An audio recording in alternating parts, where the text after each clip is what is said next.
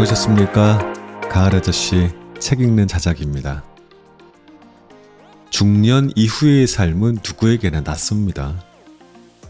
몸은 예전 같지 않고 관계는 천천히 느슨해지고 불안과 외로움, 무기력이 불쑥 찾아오죠. 바로 이런 시기에 우리가 어떻게 건강한 마음을 함께 돌보면서 유쾌하게 살아갈 수 있을지 보여주는 책 오늘 들려드립니다. 책 이름 이제 나는 명랑하게 살기로 했다.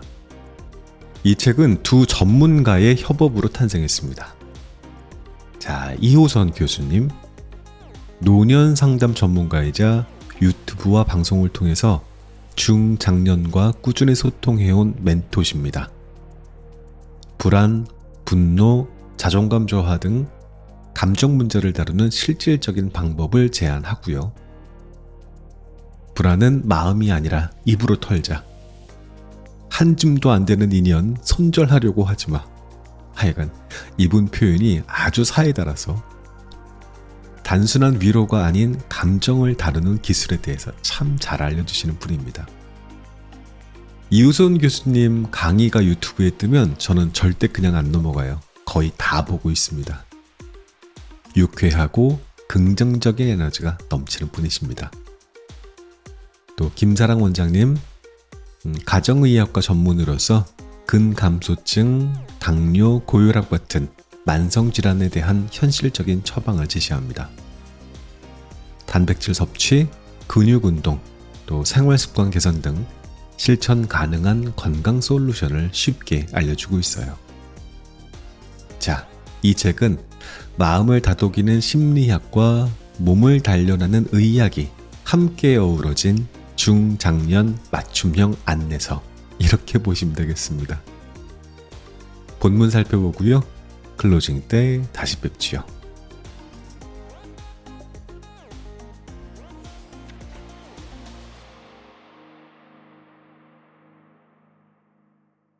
불안은 마음이 아닌 입으로 털자.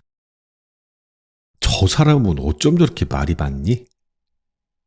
둘이 떠들면 대화고 혼자 떠들면 치매라던데 쟤는 아픈 거야. 말이 많은 사람은 외향적이거나 자기중심적이라고 알고 계시지요? 하지만 무조건 그렇다고 볼 수는 없습니다. 말이 많은 이들의 심리 상태는 크게 세 가지로 나눌 수 있어요. 자아도취가 심하거나 외롭거나 불안하거나. 자아도취가 심한 경우는 대개 자신감이 있다기보다는 열등감을 감추기 위한 방어 기제로 말을 많이 합니다. 다음으로 외로운 사람은 배고프면 폭식을 하듯이 정서적인 허기를 채우기 위해 소통을 하다 보니 말을 많이 하게 됩니다. 마지막으로 불안한 사람은 침묵을 불편하게 여깁니다. 자신이 말을 하지 않으면 상대가 자신에게 흥미를 잃거나 자신을 부정적으로 평가할 것이라는 두려움이 있습니다. 이런 불안과 외로움, 그리고 자아도취는 우리 모두가 가지고 있습니다. 정도의 차이가 있을 뿐이지요. 그렇다면 이러한 것들을 잘 다룰 수 있는 방법은 무엇일까요? 바로 긍정성입니다. 긍정성은 인생 종합 선물 세트와 같습니다. 우선, 긍정적인 사람들은 오래 살 수 있습니다. 긍정적인 사고가 수술 후 회복과 수명 연장에 긍정적인 영향을 미친다는 사실은 모두가 익히 알고 있지요. 어디 그뿐입니까? 말만으로도 우리의 정서가 바뀔 수 있습니다. 한마디로 무슨 말을 할지 선택할 수 있으니 정서도 우리의 선택이 될 수 있다는 것입니다. 좋은 말, 긍정적인 말은 얼마나 금쪽 같은가요? 말은 늘 생각의 열매지요. 독일 철학자 하이데거의 말처럼 언어는 존재의 집입니다. 어떤 말을 하는지를 보면 그 사람이 어떤 사람인지, 또 어떤 생각을 하고 있는지를 쉽게 알 수 있습니다. 긍정적인 생각은 내면의 사고방식이나 상황을 낙관적으로 보게 하고 어려움 속에서도 긍정적인 면을 찾는 태도로 나타납니다. 그리고 자신과 상대방을 희망적으로 격려하는 메시지를 통해 외부로도 표현되는 거죠. 자신의 내부로 향하는 긍정적인 생각과 외부로 향하는 긍정적인 말은 상황을 긍정적인 방향으로 이끌어 나가는데 중요한 역할을 합니다. 한편, 위기 상황에서 다른 사람을 붙잡고 이런저런 말을 하는 이들도 있고, 혼자 고민하며 상상하는 이들도 있지요. 이 중에 어떠한 사람이 더 위태로운 사람일까요? 이와 관련된 연구를 보면 부정적인 상황에서 혼자 생각을 곱씹은 집단이 주변의 상황을 설명하고 이야기를 나눈 집단보다 높은 불안감을 느꼈다고 합니다. 불안함을 말로 내뱉으면 더 불안해지는 게 아닌가 싶지요. 하지만 말을 하는 행위 자체가 스트레스를 줄이고 불안을 완화하는 데 확실히 도움이 됩니다. 불안할 때의 심정은 마치 불덩이를 끌고 안고 있는 것과 같습니다. 혼자서 감정을 억누르고 있으면 불이 점점 몸짓을 불리면서 사람까지 잡아먹지요. 그러나 누군가에게 털어놓으면 문제가 해결되지 않는다고 해도 이전보다 마음이 가벼워집니다. 때로는 상황을 공유하는 것만으로도 심리적인 해방감을 경험할 수 있는 거죠. 불안한 감정을 말로 표현하면 감정이 더 명확하게 정리됩니다. 불안은 추상적인 감정이라 모호하고 막연한 데다 복잡하기까지 하죠. 그러나 이를 구체적인 말로 풀어내다 보면 생각이 정리가 되면서 문제의 본질을 더 명확하게 파악할 수 있습니다. 예를 들어, 내 남편이 나를 사랑하는지, 혹시 떠나지는 않을지에 대한 유기 불안은 참으로 막막합니다. 그런데 자신의 상황과 마음을 말하다 보면 그 원인을 발견하게 되고 실제로 걱정해야 할 부분과 그렇지 않은 부분을 구분하게 되는 것이지요. 불안을 표현하면 심적 고립감도 줄일 수 있습니다. 불안을 겪는 사람은 세상에 홀로 남겨진 것 같다고들 말합니다. 자신이 혼자라고 느끼며 다른 사람은 자신을 전혀 이해하지 못할 것이라고 말하죠. 하지만 누군가에게 자신의 감정을 털어놓고 대화를 하다 보면 아, 나만 이런 게 아니구나 라는 안도감을 느끼게 됩니다. 입에서 나간 감정은 말로 정리가 되면서 심리적인 안정과 위로를 줍니다. 다른 사람과 불안에 대해 대화를 나누는 것은 새로운 관점을 얻는 데에도 도움이 됩니다. 사람은 자기 고통이 늘 100점 만점에 100점이라고 생각합니다. 그만큼 불안이라는 상태는 주관적인 경험이기 때문이죠. 내 속에서 불안이 거대한 괴물이 되는 것도 순식간입니다. 그러나 다른 사람과 이야기를 나누면 그들의 반응이나 조언을 통해 문제를 전혀 다른 시각에서 바라볼 수 있습니다. 생각보다 내 문제가 별것 아니었다거나 별것 아니라 생각했던 일이 급히 해결해야 할 일이었다는 것을 알게 되죠. 상상 속에서 지은 불안의 집이 훨씬 더 위험합니다. 그래서 옛 어른들이 병을 자랑하곤 했나 봅니다. 자, 그러니 불안할 땐 온 마음을 다해 떠듭시다. 그렇다면 어떤 사람과 대화하는 게 좋을까요? 긍정적인 사람을 만나 대화하는 걸 추천합니다. 긍정적인 사람들은 긍정적인 정서를 가지고 있어요. 긍정적인 정서는 단순히 좋은 감정을 느끼는 것에서 그치지 않고 더 넓게 진화합니다.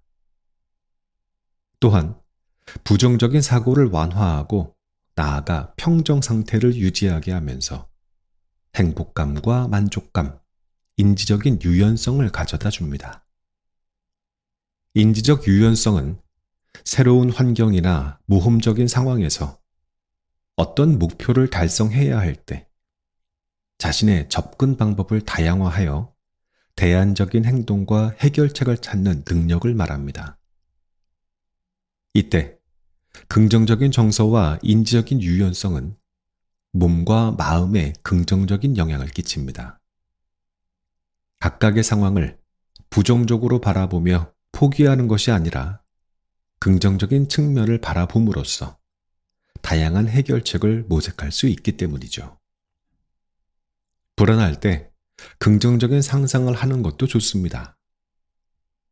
심리치료 분야에서 긍정적인 상상은 스트레스를 줄이고 정신 건강을 위해 많이 사용됩니다. 대표적으로 시각화 기법이 있습니다. 시각화 기법은 특정 목표나 상황을 생생하게 상상하는 방법입니다. 자신이 편안한 장소에 있다고 상상하면 스트레스 호르몬인 코르티솔 수치가 감소하고 몸과 마음이 이완되는데 이를 통해 마음과 몸의 연결을 강화하는 겁니다. 운동선수들이 경기 전에 승리하는 모습을 상상하거나 암 환자들이 자신의 몸이 치유되는 모습을 상상하는 것이 대표적인 시각화의 예입니다. 이러한 시각화 기법은 실제 성과나 회복력을 높이는 데 도움이 됩니다. 불안을 낮추고 싶다면 입을 여세요. 대화하면서 불안의 원인을 확인하고 생각을 정리하면서 안정감을 얻게 될 것입니다. 그리고 긍정의 말을 시작하십시오. 불안의 자리를 긍정적인 상상이 채워나가기 시작할 겁니다. 긍정의 안정과 기쁨을 만끽해 보세요.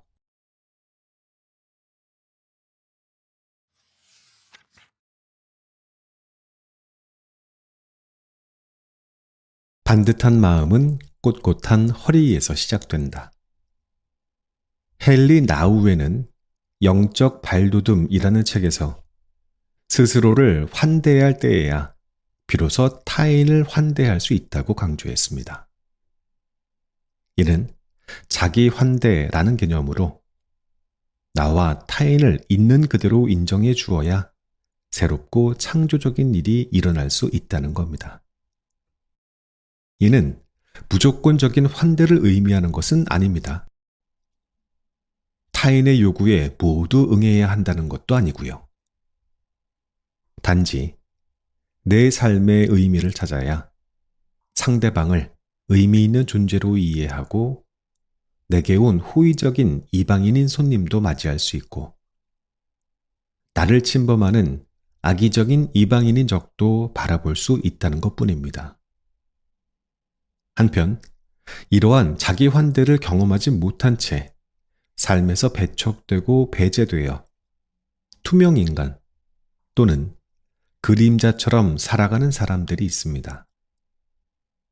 저는 이처럼 어디에도 내 자리가 없다고 느껴지는 감정을 부적절감이라고 부릅니다. 어떤 옷을 입어도 다 내 옷이 아닌 것 같고, 누구와 만나도 내가 그 자리에 있으면 안 되는 것 같고, 내가 머무는 시공간이 내가 없어도 잘 돌아가는 것 같은 느낌이 든다면 전적으로 부적절감 때문입니다. 존재하고는 있지만 머물 수는 없는 것 같지요. 이러한 방랑자들에게 어떻게 자기 환대가 가능하겠습니까? 나를 환대하기 위해 스스로 칭찬도 하고 자존감을 높이는 책을 수십 권 사서 읽으며 공부하신 분들도 있을 겁니다. 다들 자존감 혹은 어린 시절의 애정결핍이 문제라고 하는데 그것만이 원인은 아닙니다. 1등만 좋아하는 비교 지옥에서 살아야 하는 우리는 사회의 구조적인 가스라이팅에 노출되고 있습니다. 그렇다면 어떻게 해야 할까요? 사회 구조를 바꿀 수는 없지만 삶을 변화시키는 몇 가지 기술을 적용해 볼 수는 있습니다. 부적절감이라는 감옥 속에 살고 있는 분이라면 지금부터 눈을 동그랗게 뜨고 보시기 바랍니다. 첫째, 허리와 어깨를 펴세요.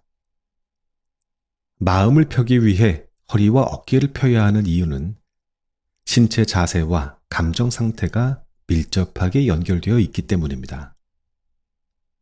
어깨가 구부정하거나 움츠러들면 자신감이 떨어지고 심지어 부정적인 감정과 연결됩니다. 예를 들어 슬픔이나 불안, 우울한 상태에서는 자연스럽게 어깨가 앞으로 말리고 몸을 웅크리게 됩니다. 반대로 어깨를 펴고 가슴을 확장하면 신체적으로 더 개방되는 자세가 되면서 자신감을 높이고 긍정적인 감정을 유도할 수 있습니다. 어깨를 펴는 것은 단지 신체적인 변화만을 의미하는 게 아닙니다. 심리적인 안정감과 평온함을 가져오는 데에도 중요한 역할을 합니다. 어깨를 펴고 바른 자세를 유지할 때 호흡이 원활해지고 신경계가 자극되면서 마음의 긴장이 풀어지는 효과가 있습니다. 바른 자세는 자세 교정뿐만 아니라 기분과 인지 능력에도 긍정적인 영향을 미쳐 더 진취적이고 긍정적인 사람이 되게 하니 신체 교정은 마음 교정이라고 할 수 있습니다. 많은 분이 마음이 자세를 만들어준다고 하는데 엄밀히 말하자면 자세가 마음을 만듭니다. 좋은 일이 좋은 자세를 가져다 주는 게 아니라 좋은 자세가 좋은 일을 물어다 줍니다. 몸의 자세가 삶의 자세인 거지요. 당장 허리와 어깨를 펴십시오. 가슴도 당당하게 앞으로 내밀고 다니세요. 전에는 알지 못했던 자신감이 차오르기 시작할 겁니다. 둘째, 분명하고 당당하게 타인을 대하세요. 지금 내 앞에 있는 사람이 내가 연간 1억 원을 주고 고용한 사람이라고 생각해 보세요. 하대하라는 게 아닙니다. 인간적으로 대하되 자신 있게 대하라는 말입니다. 내 연봉이 200억 원이라고 생각해 보세요.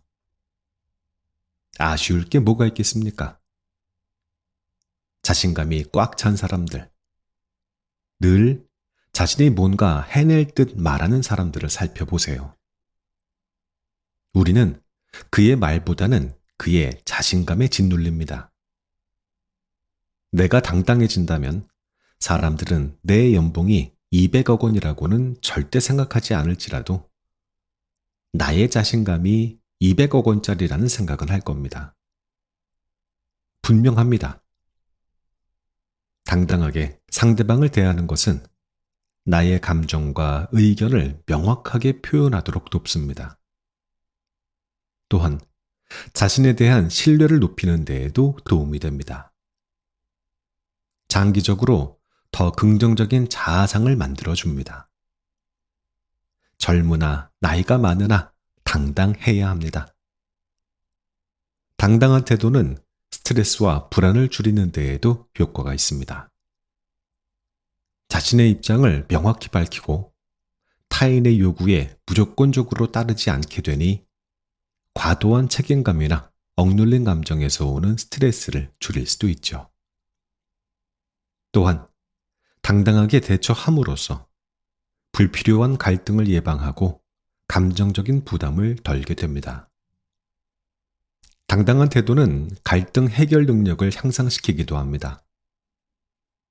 당당한 태도를 유지하면 머리도 좀 잘 돌아가고 자신감과 용기도 생깁니다.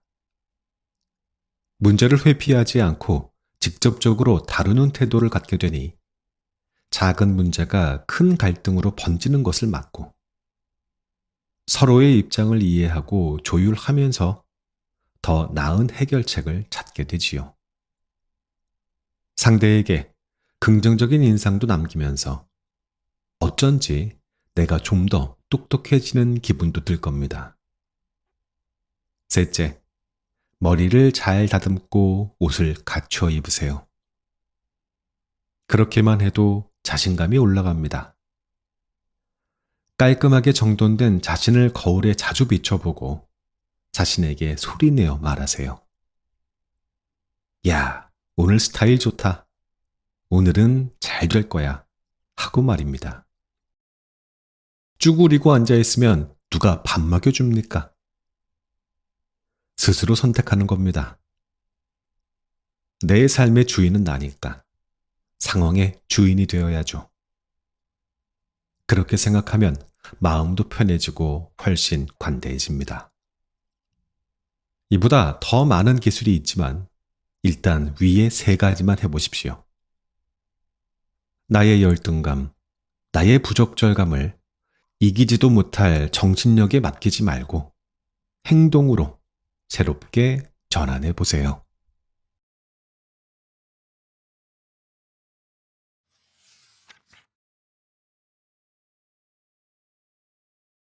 놀 줄 아는 사람은 혼자서도 재밌다.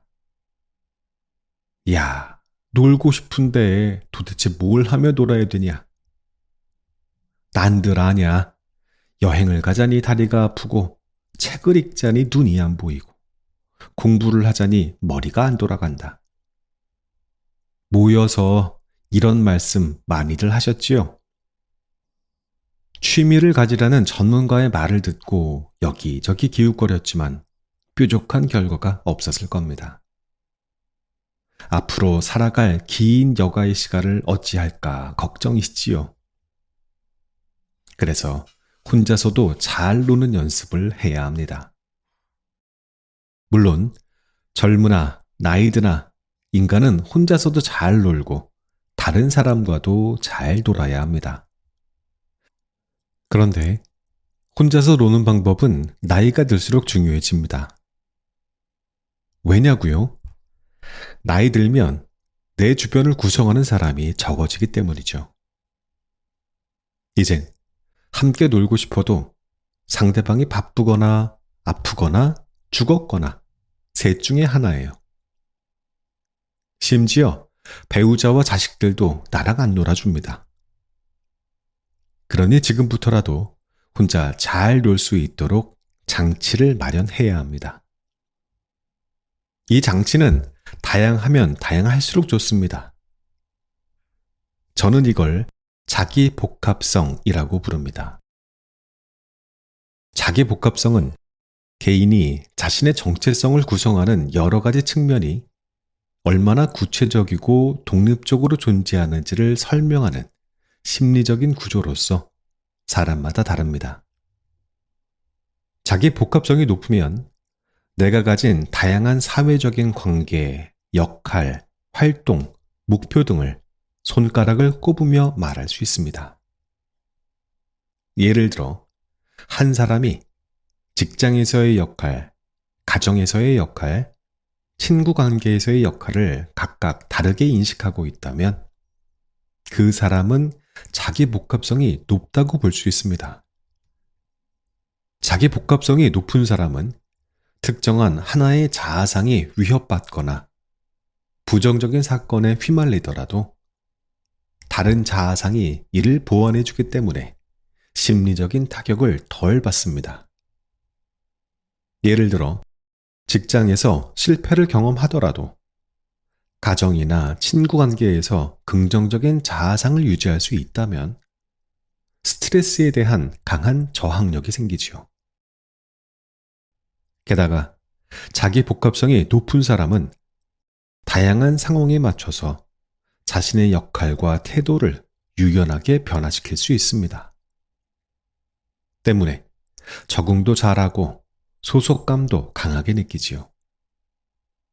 반대로 자기 복합성이 낮으면 자신의 정체성을 몇 가지 제한된 자아상에만 의존하기 때문에 특정 영역에서 문제가 발생하면 쉽게 스트레스를 받고 자존감이 하락합니다. 벌어진 일이 다른 관계에도 지속적으로 영향을 미치죠. 예를 들어 직장 생활에만 몰두하고 다른 자아상이 부족한 경우 직장에서의 실패를 인생의 실패라고 느낄 수 있습니다. 자기 복합성은 높을수록 좋습니다. 자기 복합성은 개인이 다양한 자아상을 가지고 있을 때 스트레스와 부정적인 감정으로부터 자신을 보호하는 중요한 심리적인 자원으로 작용하기 때문이죠. 그래서 저는 자기 복합성을 기쁨의 다채로운 창구라고 부릅니다. 기쁨의 창구라는 건 여러 가지가 있을 수 있어요. 이를테면 친구의 기쁨, 가족의 기쁨, 직장의 기쁨, 종교 생활의 기쁨, 취미의 기쁨 등 다양할 수 있죠. 친구의 기쁨이 훼손된다고 해서 가족의 기쁨이나 직장의 기쁨이 사그라들지 않죠. 오히려 친구에게 받은 상처와 고통을 가족이나 직장, 취미, 종교단체가 치유할 수 있으니까요. 그러니 역할을 다양하게 나누고 기쁨을 느낄 수 있는 요인을 많이 만들어 두라고 추천하고 싶습니다. 그런데 퇴직한 분들께 요즘 뭐 하고 지내시냐라고 물으면 보통 아무것도 안 한다 하는 이야기를 합니다. 평생 일하고 애들 챙기고 가족 챙기다가 어느 순간 할 일이 없어진 거죠. 만년백수인 겁니다. 시간이 많아도 놀 줄 모르는 분들이 많습니다. 놀아본 적이 있어야 놀지요. 고기도 먹어본 사람이 먹을 줄 아는 것처럼 노는 것도 놀아본 사람이 놀 줄 압니다. 이렇다 보니 새로운 취미를 갖는 것도 막막하게 느껴질 겁니다. 어디에 가서 뭘 해야 하는지도 모르니까요. 동호회가 그렇게 많은데 어디 가서 찾아야 하는지도 모르지요. 또 내 마음에 맞는 사람이 있는지도 모르겠고 막상 갔다가 사기라도 당할까봐 두렵기도 할 겁니다. 사실 지금이 몇 살이건 상관없이 지금부터 시작해도 늦지 않습니다. 왜냐하면 우리는 100세 시대를 넘어서 120대 시대를 살고 있으니까요. 부담 갖지 말고 아주 짧게 앞으로 10년 정도만 놀 준비를 해야겠다고 생각해 보십시오. 여유를 가지라는 얘기입니다. 그러면 당장 내가 혼자 무언가를 해야 한다는 압박감이 없어집니다. 왜냐하면 이제부터 계획을 세우면 되니까요. 그때부터 나만의 놀이가 시작되는 겁니다. 놀이를 시작하는 방식에는 여러 가지가 있는데 가장 쉽게 시작할 수 있는 건 버킷리스트 작성입니다. 내가 죽기 전에 해보고 싶었던 것들을 적는 거죠. 그런데 버킷리스트를 쓰기 전에 미성취 과제를 먼저 써보세요. 예전에 하려고 했지만 하지 못했거나 아직 이루지 못한 생애 과제들을 한번 적어보는 겁니다. 한마디로 아쉬움이 남는 과제부터 적어나가는 거지요. 버킷리스트를 적을 때에는 인터넷 검색 등을 통해서 다른 사람의 목록을 참고해도 좋습니다. 아는 만큼 보인다고 하니까요. 어떤 사람들은 수백 가지를 적습니다. 그 중에 마음에 드는 것을 골라 나만의 버킷리스트를 만들어 봅시다. 다 적었다면 우선순위를 정해야 합니다. 가장 먼저 하고 싶은 것 또는 나중에 해도 괜찮은 것을 분류하고 그 다음에는 장기적으로 해야 할 것과 단기적으로 해야 할 것을 분류합니다. 그리고 오늘 당장 할 수 있는 것, 이번 주에 할 수 있는 것, 이번 달에 할 수 있는 것, 3개월 또는 6개월이나 1년 안에 할 수 있는 것으로 분류합니다. 그러다 보면 세부 항목으로 나눠질 겁니다. 내 몸에 관한 것인지, 내 정신에 관한 것인지, 아니면 나의 능력을 향상시키는 것인지 말이에요. 성취할 때에는 각각의 항목을 섞어서 골고루 성취하는 것이 좋습니다. 다양하면 할수록 일상이 충만하고 다채로워집니다. 단, 이 항목들을 구축할 때 몸 상태를 반드시 고려해야 합니다. 예컨대 무릎에 관절염이 있으면 세계 일주 같은 건 엄두도 못 내잖아요. 그 다음에는 재정 상태를 고려해야 하고, 혼자 할 수 있는 것과 함께 할 수 있는 것도 구분해야 합니다.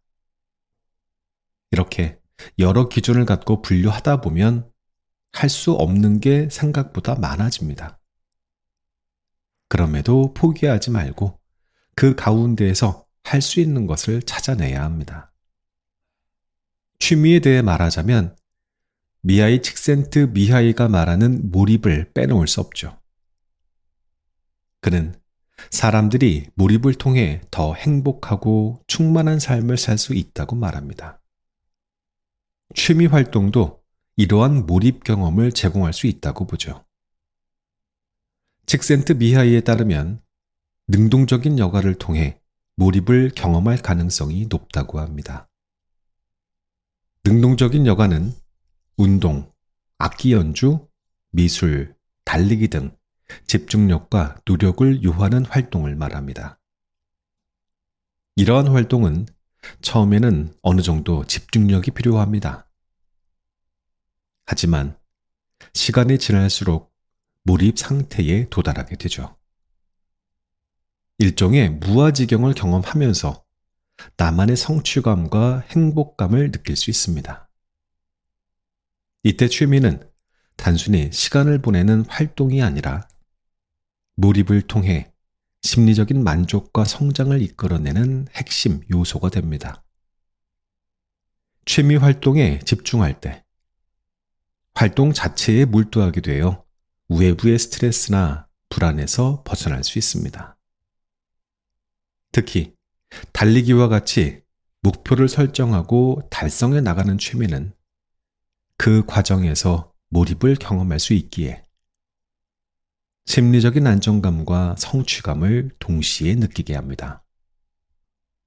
도전과 집중이 요구되고 이를 통해 더 깊은 몰입과 행복을 경험하는 능동적인 여가와 달리 수동적인 여가는 심리적인 만족도가 낮습니다. 수동적인 여가는 특별한 노력 없이 여가 시간을 보내는 것을 말합니다. 예를 들면 텔레비전 시청이나 유튜브 시청 같은 거죠. 칙센트미하이에 의하면 사람들은 수동적인 여가에서는 진정한 행복을 느끼지 못한다고 합니다. 수동적인 여가는 일시적인 이완을 제공하지만 몰입 상태를 유도하지는 않기 때문에 장기적으로 심리적인 만족도가 낮다는 거죠.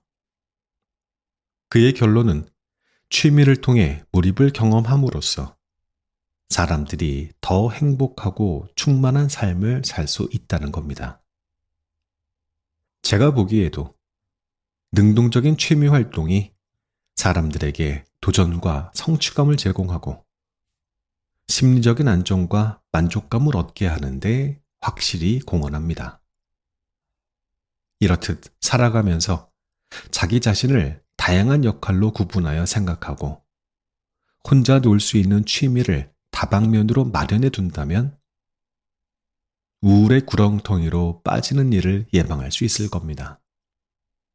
그러니 능동적인 기쁨의 창구를 다양하게 만들어야 합니다.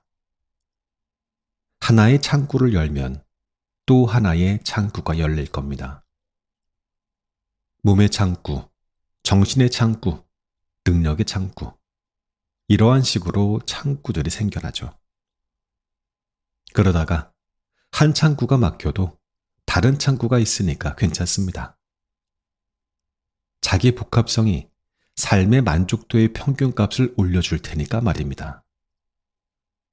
예컨대 우리가 시험으로 두 과목을 보는데 한 과목을 망치면 상황이 좀 심각해집니다. 그러나 8과목을 시험 본다면 이야기가 달라집니다. 그 중에 내가 잘하는 것도 있고 못하는 것도 있다면 한 과목의 점수가 낮더라도 평균값이 아주 많이 내려가지는 않으니까요. 이처럼 자기 복합성은 무한히 확장될 수 있고 그 영역이 넓으면 넓을수록 자신감뿐만 아니라 생의 만족도도 높이고 스스로 잘 해낼 수 있다는 자기 효능감도 높아집니다. 이럴 때 기분이 참으로 좋아지지요. 혼자 있는 시간도 만끽하면서 자기 복합성에 힘을 믿어보자고요.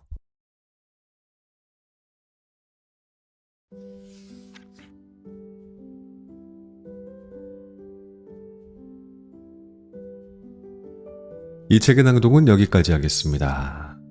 자, 총 30개의 챕터 가운데에서 3개 골라서 들려드렸는데 어떠셨습니까?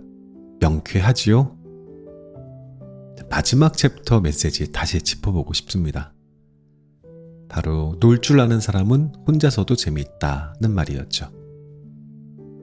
함께 놀고 싶어도 상대가 바쁘거나 아프거나 혹은 세상에 없을 수 있다는 말. 그렇다면 결국 혼자서도 잘 놀 수 있는 장치를 마련해 두자는 이야기였죠. 여기에서 중요한 개념이 하나 등장했습니다. 바로 자기 복합성. 자기 복합성이 높은 사람은 다양한 자아상을 가지고 있다고 했어요. 직장에서의 나, 가족 안에서의 나, 또 친구와 나, 취미를 즐기는 나, 또 배움을 추구하는 나. 이 다양한 자아들이 서로 보완을 해주기 때문에 하나의 영역에서 흔들리더라도 다른 영역에 버텨줘서 삶 전체가 무너지지 않는다는 이야기였어요. 나무님들 생각해 보십시오. 지금 나에게는 어떤 자기 복합성이 있습니까? 직장인으로서의 나, 부모로서의 나, 친구로서의 나, 어떤 모임의 일원으로서의 나. 그런데 여기에 하나 더, 2개 더 새로운 자아를 덧붙일 수 있다면 어떨까요? 그림을 배우는 나, 악기를 배우는 나, 또 독서 클럽의 일원인 나, 슬로우 조깅에 참여하는 나. 작은 씨앗 같아 보여도 그것이 결국은 나를 단단하게 지탱하는 뿌리가 될 겁니다. 자기 복합성은 늦게 시작해도 전혀 상관없다고 했습니다. 오히려 지금부터 시작하는 것이 가장 적절한 때일지 모른다고요. 왜냐하면 우리 모두는 앞으로 최소한 10년, 20년, 아니 그 이상을 더 살아갈지 모르니까요. 그래서 제가 오늘 여러분들께 작은 제안 하나 드리고 싶어요. 자, 바로 자기 복합성 5가지 추가하기 캠페인입니다. 지금 하고 있는 것 이외에 앞으로 10년 동안 내가 새롭게 해보고 싶은 5가지를 적어보는 겁니다. 내가 해보고 싶지 않은 거라도 상관없어요. 무엇이든 좋습니다. 크고 거창할 필요 없습니다. 그저 나만의 놀이를 펼쳐두는 거예요. 내 일기장이든 메모장이든 어디에든 적어보시는 겁니다. 앞으로 10년 나는 어떤 나를 더 키워볼까? 나를 어떻게 확장해볼까? 이 질문을 마음에 담고 하나씩 시도해보는 하루가 되기를 바랍니다. 오늘의 책산책은 여기까지. 모두들 안녕히 계십시오.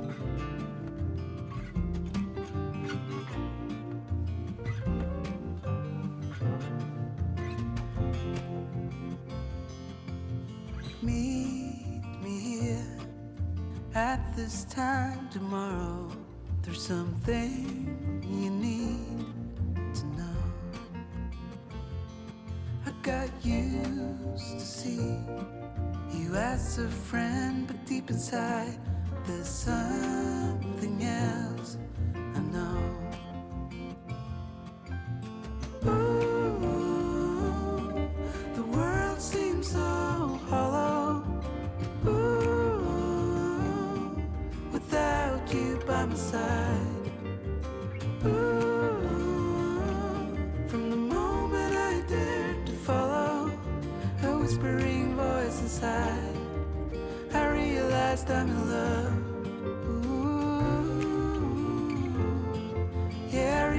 realized I'm in love.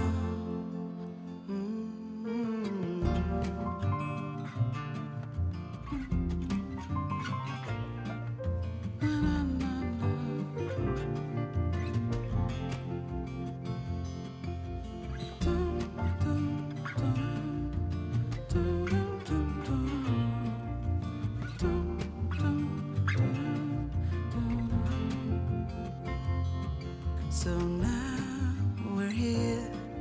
I'm anxious and it shows, but I need to speak my mind. 'Cause through all these years, I wanted you to know what's hiding deep inside. Ooh, the world seems so hollow. Ooh, without you by my side. Ooh, from the moment I dared to follow a whispering voice inside, I realized I'm in love.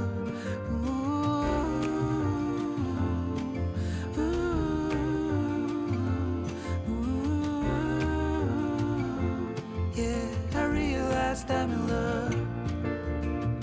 Do you feel the same? Your eyes, they kinda say, through all these years, I was meant to be something else.